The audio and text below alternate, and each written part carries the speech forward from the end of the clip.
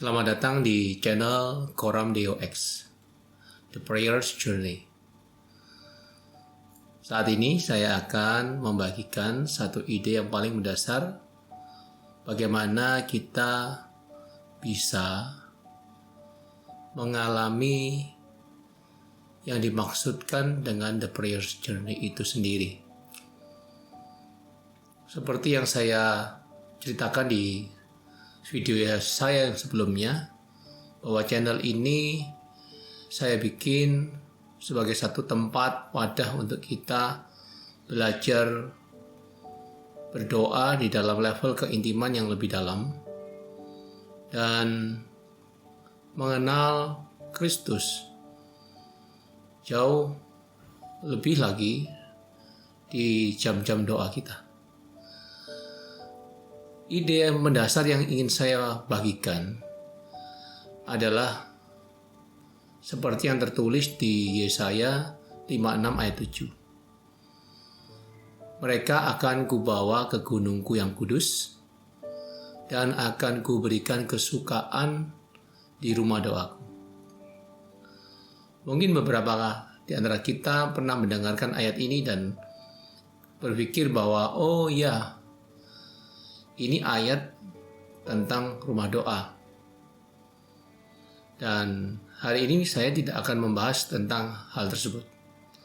Tapi saya ingin berbagi sebuah ide yang mendasari saya untuk melahirkan channel ini. The Prayer's Journey, perjalanan seorang pendoa.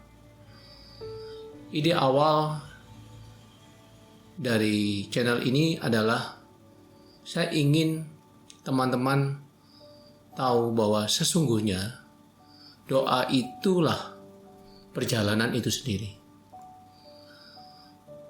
Mungkin kita pernah tahu doa mungkin diasosiasikan dengan kata permohonan, diasosiasikan dengan mujizat, atau mungkin juga dialog dengan Tuhan.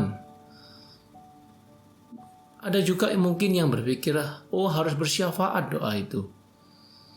Doa mungkin juga terasumsi dengan kata-kata, oh peperangan rohani. Tetapi apa yang ingin saya sharekan di video ini adalah bagaimana seandainya doa itu adalah perjalanan. Ya, perjalanan untuk kita berjumpa dengan Tuhan. Di Yesaya 56 ayat 7 dikatakan, akan kubawa mereka ke gunungku yang kudus. Sebuah inisiatif Tuhan untuk membawa kita di dalam sebuah perjalanan untuk menjumpai Dia sendiri. Dan perjalanan menuju gunung kudus Tuhan itu adalah sebuah perjalanan yang bakal mendapatkan kesukaan. Seperti layaknya kita traveling somewhere. Kita menjadi seorang traveler atau backpacker. Kita mungkin senang naik gunung. Dan tentunya apa yang membuat kita senang dari naik gunung adalah selama perjalanan itu membuat kita senang. Dan itulah juga yang disediakan Tuhan ketika kita mulai belajar melihat ada satu sisi dari doa, yaitu doa sebagai sebuah perjalanan. 3 aspek yang terangkum di dalam prayer as a journey. Yang pertama adalah perjalanan untuk berjumpa dengan Tuhan sendiri. Dan ini menjadi satu ultimate goal kita. Ini menjadi satu tujuan akhir kita. Namun di sepanjang perjalanan untuk menjumpai Tuhan, kita akan mengalami 2 perjalanan yang lain, yaitu perjalanan untuk mengenali diri kita sendiri dan perjalanan untuk sejenak meninggalkan kefanaan dan keduniaan. Di poin yang pertama, perjalanan untuk berjumpa dengan Tuhan secara pribadi. Mungkin teman-teman mempunyai seorang sahabat yang tinggal di kota yang sama bahkan, tapi di area yang berbeda. Lalu kita terpisah dengan jarak, waktu, dan juga kesibukan demi kesibukan. Saya punya kesibukan sendiri dan keluarga sendiri, urusan sendiri. Begitu juga dia punya kerepotan sendiri, kesibukan sendiri.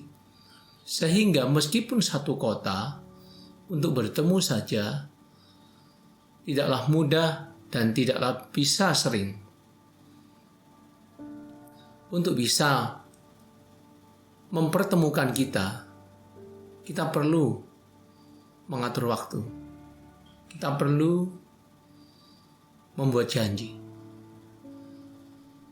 Di dalam doa sebagai sebuah perjalanan, aspek terpentingnya adalah mengatur waktu dan membuat janji. Bagaimana kita dengan sengaja menyediakan waktu untuk sejenak melakukan perjalanan, sejenak traveling somewhere, sejenak kita ingin menjumpai Tuhan. Dan ini menjadi poin yang sangat krusial di tengah-tengah hidup kita yang semakin lama semakin sibuk. Bagaimana kita mengatur waktu kita dalam satu hari? Adakah sebuah kerinduan? Apakah kita ingin melakukan perjalanan sejenak saja dalam hiruk pikuk waktu kita untuk menjumpai Tuhan? Ini yang pertama.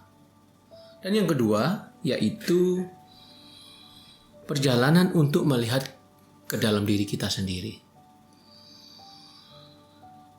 Dengan terang cahaya Roh Kudus, ketika kita berdoa, kita mengambil waktu melakukan perjalanan ke dalam batin kita.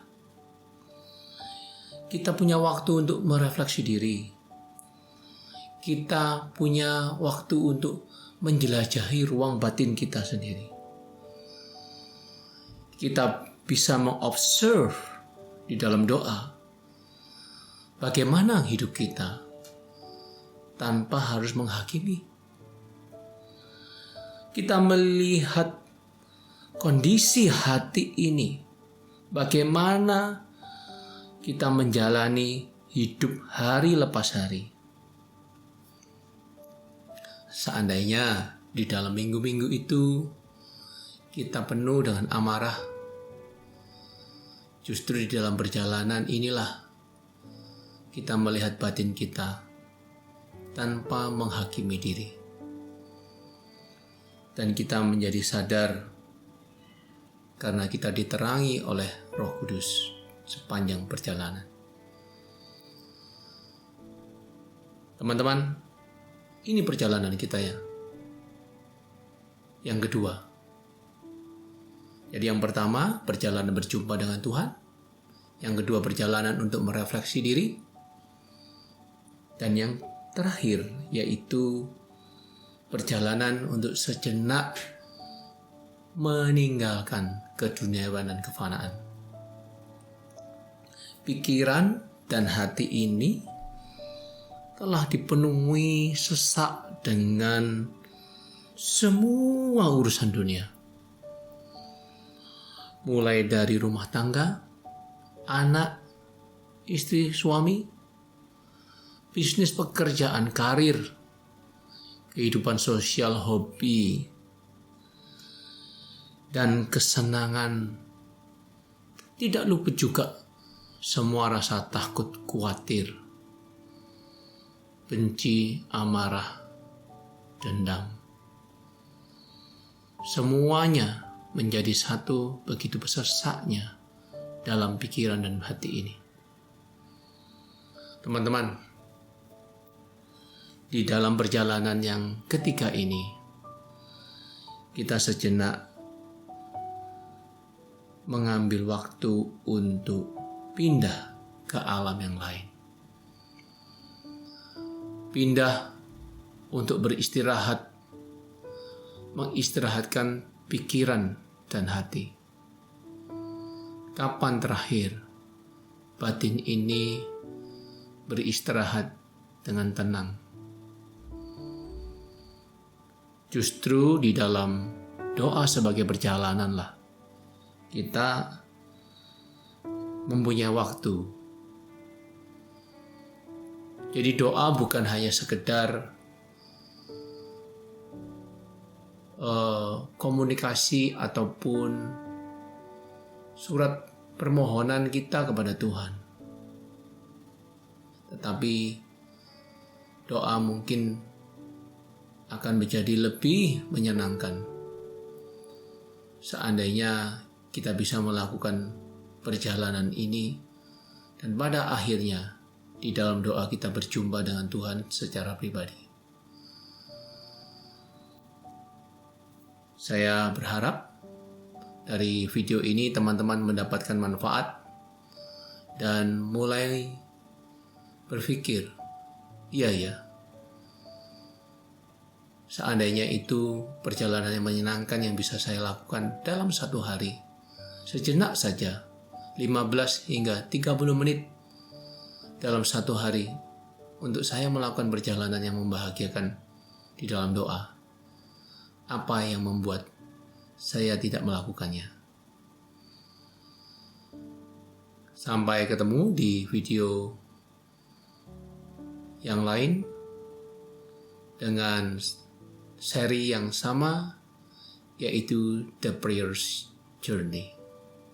Salam.